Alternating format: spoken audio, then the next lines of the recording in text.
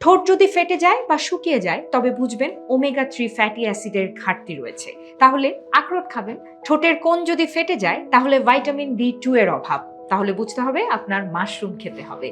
ঠোঁট যদি ফ্যাকাশে দেখায় তবে আয়রনের ঘাটতি রয়েছে। এই ঘাটতি পূরণে পালং শাক আপনাকে অনেক বেশি হেল্প করতে পারে। আর ঠোঁট যদি কালচে হয়ে যায় তার মানে মেলানিনের পরিমাণ বেশি হয়ে গেছে। এই সমস্যা মোকাবেলায় আমলকি খেতে পারেন। ঠোঁটের যে কোনো সমস্যার প্রধান কারণ সাধারণত ডিহাইড্রেশন বা শরীরে পানির ঘাটতি। এজন্য প্রতিদিন পর্যাপ্ত পরিমাণে পানি পান করা সবচেয়ে জরুরি। আর সমস্যা যদি দীর্ঘস্থায়ী হয় তবে নিউট্রিশনিস্ট বা ডাক্তারের পরামর্শ নেওয়া সবচেয়ে বুদ্ধিমানের কাজ।